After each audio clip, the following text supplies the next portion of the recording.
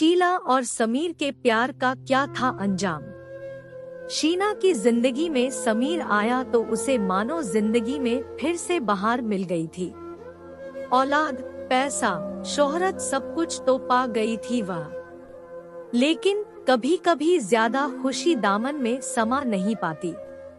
ना और समीर दोनों ही किसी कॉमन दोस्त के विवाह में आए थे। जब उस दोस्त ने उन्हें मिलवाया तो वे एक दूसरे से बहुत प्रभावित हुए। वैसे तो यह उनकी पहली मुलाकात थी, लेकिन दोनों ही जानी मानी हस्तियां थी। रोज अखबारों में फोटो और इंटरव्यू आते रहते थे दोनों के, सो ऐसा भी नहीं था कि कुछ जानना बाकी हो। समीर सिर्फ व्यवसायी ही नहीं बल्कि देश की राजनीतिक पार्टी का सदस्य भी था। उधर शीना बड़ी बिजनेस वूमन थी, अच्छे दिमाग की ही नहीं खूबसूरती की भी धनी। सो दोनों का आंखों आंखों में प्यार होना स्वाभाविक था। दोस्त की शादी में ही दोनों ने खूब मजे किए और दिल में मीठी यादें लिए अपने अपने घरों को चल दिए। शीना सिर्फ भारत में ही नहीं बल्कि विदेशों में भी अपने बिजनेस का विस्तार कर रही थी। नाम, पैसा और ऊपर से हुस्न, भला ऐसे में कौन उसका दीवाना न हो जाए। सो समीर ने उससे अपनी मुलाकातें बढ़ाई। शीना को भी उससे एतराज नहीं था। अपने पति की मृत्यु के बाद वह भी तो कितनी अकेली सी हो गई थी। ऐसे में मन किसी न किसी के प्यार की चाहत तो रखता ही है, और सिर्फ मन ही नहीं तन की प्यास भी तो सताती है। शीना भी समीर को मन ही मन चाहने लगी थी। बातों बातों में मालूम हुआ समीर भी शादीशुदा है, लेकिन उसका पहली पत्नी से तलाक हो चुका था। दोनों अभी अर्ली 30s में थे। कई दिनों बाद समीर अपने व्यवसाय के सिलसिले में ऑस्ट्रेलिया गया और शीना भी उस वक्त वहीं किसी जरूरी मीटिंग के लिए गई थी। दोनों को मिलने का जैसे फिर एक बहाना मिल गया। समीर अपना काम खत्म कर जब शीना से उसके होटल में डिनर पर मिला तो उसने अपने मन की बात शीना से कह ही डाली। शीना, आज जिंदगी के जिस पड़ाव पर तुम और मैं हूँ, क्या ऐसा नहीं लगता कि कुदरत ने हमें एक दूसरे के लिए बनाया है? क्यों न हम दोनों विवाह के बंधन में बंध जाएं? शीना को लगा समीर ठीक ही तो कह रहा है, उसे भी तो पुरुष के सहारे की जरूरत है। सो उसने समीर को इस रिश्ते की रजामंदी दे दी। बस फिर क्या था, दोनों ने भारत लौटकर दोस्तों को बुलाकर अपने प्यार को दुनिया के साथ साझा किया और साथ ही विवाह की घोषणा भी रातों रात। सारे जहां में उनका प्यार दुनिया की सबसे बड़ी खबर बन गया था। सारे विश्व में फैले उनके सहयोगी उन्हें बधाइयां दे रहे थे। दोनों ने ट्विटर पर अपने दोस्तों व फॉलोअर्स की बधाइयां स्वीकारते हुए धन्यवाद किया। बस अगले ही महीने दोनों ने शादी की रस्म भी पूरी कर ली। हनीमून के लिए मॉरिशस का प्लान तो पहले ही बना रखा था, सो विवाह के अगले दिन ही हनीमून को रवाना हो गए। शीना कहने लगी, समीर, जीवन में सब कुछ तो था, शायद एक तुम्हारी ही कमी थी, और वह कमी अब पूरी हो गई है। ऐसा महसूस हो रहा है जैसे मैं दुनिया की सबसे खुशहाल औरत हूँ।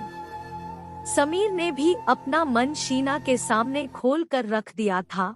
बोला, सेम हियर शीना, तुम बिन जिंदगी अधूरी अधूरी सी थी। दोनों ने अपने हनीमून के फोटो इंस्टाग्राम पर शेयर किए। इतनी सुंदर तस्वीरें थी कि शायद कोई भी न माने कि यह उन दोनों का दूसरा विवाह था। शायद ईर्ष्या भी होने लगे उन तस्वीरों को देखकर। खैर, हनीमून खत्म हुआ और दोनों भारत लौट आए और फिर से अपने अपने काम में व्यस्त हो गए। दोनों खूब पैसा कमा रहे थे। पैसे के साथ नाम और शोहरत भी। 2 वर्ष बीते, शीना ने एक बेटे को जन्म दिया। अब ऐसा लग रहा था जैसे उनका परिवार पूरा हो गया हो। शीना अपनी जिंदगी में भरपूर खुशियां समेट रही थी और अपने व्यवसाय को आगे बढ़ाती जा रही थी। समीर और उसके विवाह के 10 वर्ष कैसे बीत गए उन्हें कुछ मालूम ही न हुआ। बेटा भी हॉस्टल में पढ़ने के लिए चला गया था। समीर अब व्यवसाय से ज्यादा राजनीति में सक्रिय हो गया था। एक दो बार किसी घोटाले में फंस भी गया, लेकिन उसने सारा पैसा शीना के अकाउंट में जमा किया था, जिससे बार बार बच जाता। वैसे तो शीना इन घोटालों को खूब समझ आती थी, लेकिन अक्सर व्यवसाय में थोड़ा बहुत तो इधर उधर होता ही है, इसलिए उसे भी कुछ फर्क नहीं पड़ता था। शौकीन मिजाज समीर जनता के पैसों से अपने सारे शौक पूरे कर रहा था। साथ में शीना भी अब वे स्पोर्ट्स टीम के मालिक भी बन चुके थे। कभी दोनों साथ में रेसकोर्स में तो कभी स्पोर्ट्स टीम को चीयर्स करते नजर आते थे। दोनों को साथ मौज मस्ती करते देख भला किसकी नीयत खराब न हो जाए। अंधेरे आसमान में चांदनी फैलाने वाले चांद में भी कभी तो ग्रहण लगता ही है। शीना को अपने पति के रंगढंग कुछ बदले लगने लगे थे। उसे लगने लगा कि आजकल समीर पहले की तरह उसे दिल से नहीं चाहता है। जैसे वह उसके साथ हो तो भी उसका मन कहीं और होता है। वैसे तो वह 50 वर्ष की उम्र पार कर रहा था, लेकिन दौलतमंद लोग अपने जीवन को जी भर कर जी लेना चाहते हैं। उनके शौक तो हर दिन बढ़ते जाते हैं और साथ ही साथ वे उन्हें पूरा भी कर ही लेते हैं। शीना को महसूस होने लगा था कि अब समीर उससे दूरियां बनाने लगा है।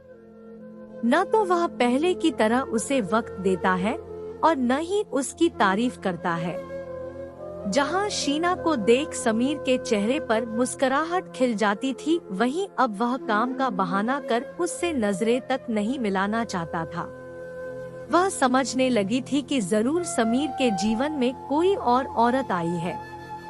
अब वह उसकी ज्यादा से ज्यादा खबर रखने लगी थी, जैसे बैंक अकाउंट में कितने पैसे हैं, वह कहां और कितने पैसे खर्च कर रहा है आदि।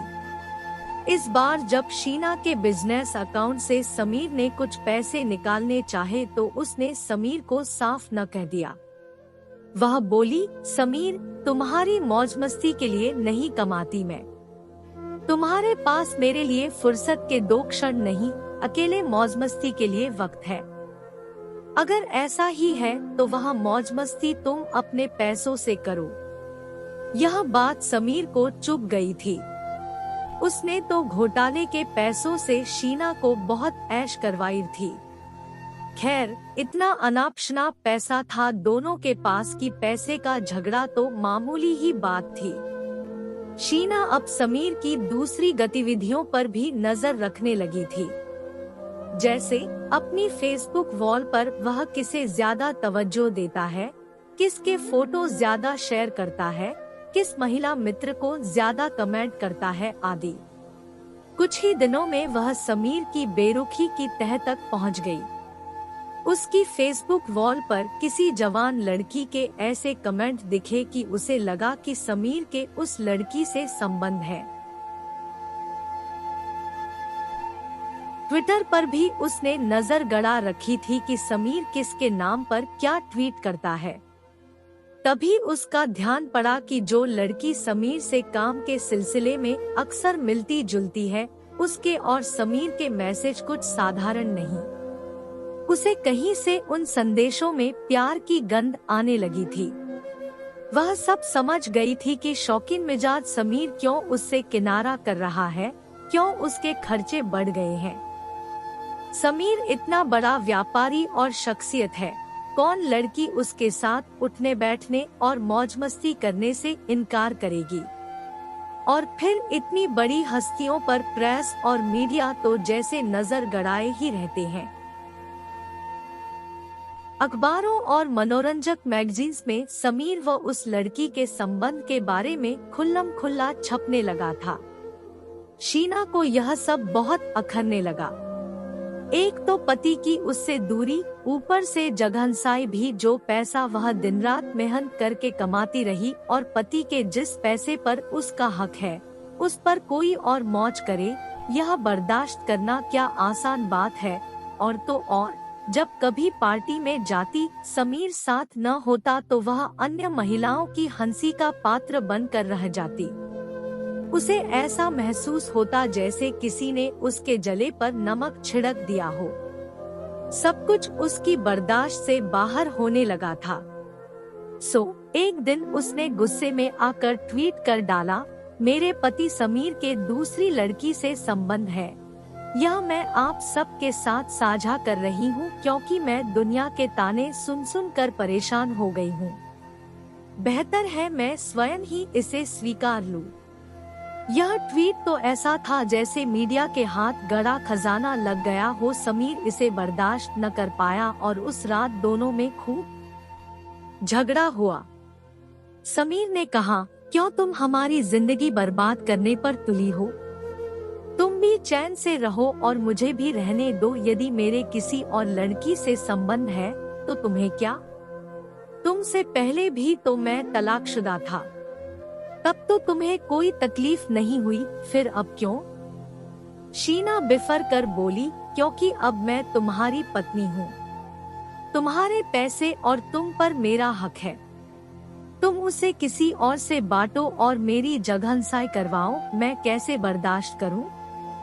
सारी मीडिया आज तुम्हारी और उस लड़की की ही बातें कर रही है। मैंने अपने मुंह से स्वीकार लिया तो कौन सा पहाड़ टूट पड़ा? कौन सा पहाड़ टूट पड़ा? मैं बताता हूँ, अगले 1 महीने बाद फिर से इलेक्शन आ रहे हैं। तुम्हारे इस ट्वीट से मेरी कितनी छवि खराब होगी तुमने सोचा?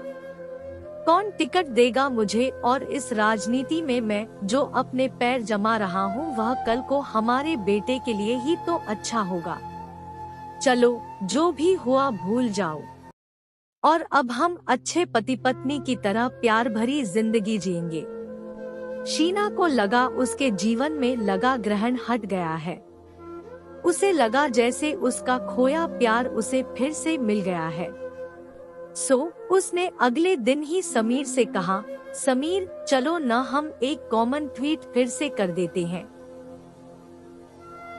समीर कहाँ मना करने वाला था।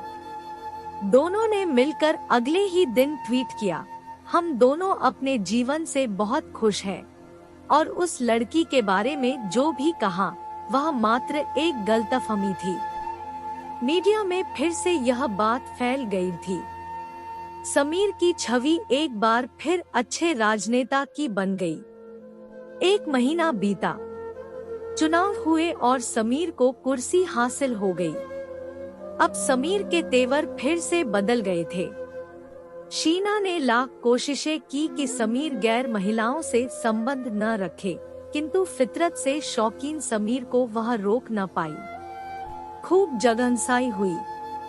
पति, प्यार, पैसा सब ही तो बंट गया था। वह समझ गई थी कि वह दोबारा अपने ही पति द्वारा छली गई है। इस झटके को वह सहन न कर पाई और एक दिन अपने ही घर में मृत पाई गई। पुलिस आई, उसे लगा कहीं यह हत्या तो नहीं, लेकिन नहीं। पोस्टमार्टम की रिपोर्ट से मालूम हुआ कि उसने जहर खाकर अपनी जीवन लीला समाप्त कर ली थी।